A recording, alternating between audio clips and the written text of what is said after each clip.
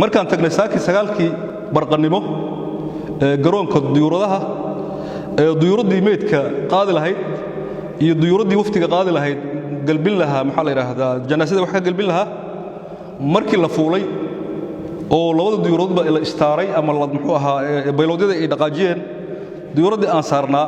oo ka mid ah dadkii saarnaa markii albaabka loo soo xiray waxa uu yimid nin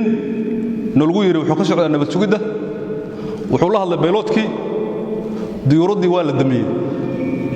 waa la isweydiiyey عبار بماشي أقسمه رئيس الوزراء حفيز رئيس الوزراء إيوه وزير أشكر إيوه ومحوها الرتبة يدحقلين علاد ملك جرت محوها يال هذه إسلام مركز صدرنا ديوردي ونورس فولي وحال الدمان سود دقة نلقو سود دقة نلقو مصور دعني والس ويديو وحال السبب ديوردي كلو أميد كوديوان وفته محمد الله يستاه سيوت صوت وربنا كبعدي وحال سود الجي هذي ساريين سنتر عبد الله الشيخ إسماعيل iyo senator iftiin xasan iimaan iyo afayeen kii hore ee Jubbaland Ahmed Arab diyuuradan ma bixiso saasaad ku baaqanaysaan arintaas markay dhacday waxa weydiiyay amarkan yaa soo bixiyay xagees ka soo fulay waxa noola sheegay amarkan inuu ka soo fulay ama uu soo gaarsiiyay wasiirka duulista hawada nin la yiraahdo Omar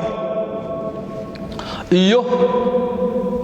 nabad sugidda Soomaaliya muxuu ahaa saraakiisha nabad sugidda Soomaaliya ama taliska nabad sugidda Soomaaliya amar ka soo baxay inay tahay nolol sheegay arintaas markay dhacday annagoo qiimeynayna marka wax badan dadka saaran diyaaradda oo muxuu ahaa janaasada u socday iyo isqabqabsi meedka korkiisa inaan ku booqno annagoo diidayno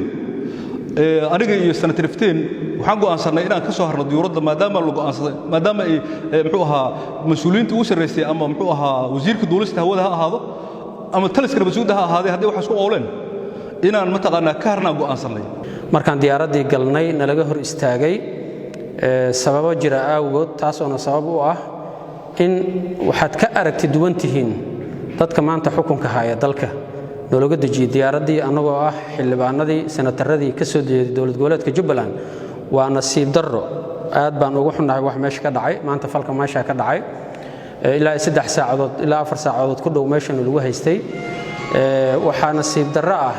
in fakarka dawladda maanta dalka ka talisa ee Villa Soomaaliya Villa Gardaran aan u bixinay aragtideeda ka duwan tahay nologa dejiyay diyaaraddii arintaas waa arin fool xun waa arin ceeb ah waxaan leenahay ninka dalkan u dhiibay waa Maxamed Cabdullaahi Farmaajo oo inuu Soomaaliya hogaamiyo maanta qof iga aragti duwan ayaan ka daba qaylinayaa waa nasiib darran leenahay maanta arinta ayada ah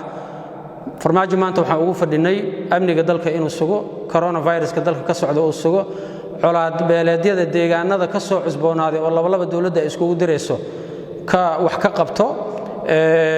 coronavirus ka qabto fatahaadaha ka qabto ummadda shacabka Soomaaliyeed garab istaago diyaaradii sida xaqdarrada gardarrada looga riday shacabka Soomaaliyeed ay saarnaan lagu xasuuqay ama bardaala lagu riday arinteeda uu ka hadlaan u fadhinimoogii senator maanta aniga aragti duwan iyo xildhibaan aniga aragti duwan oo tacsi u socdo ayaan diyaarad ka reebayaa waxaan leenahay Soomaaliya I am sorry Soomaaliya I am sorry Soomaaliya I am sorry arintaas waa arin aad aan ugu naxno arin nasiib darro ah u soo hooyay Soomaaliya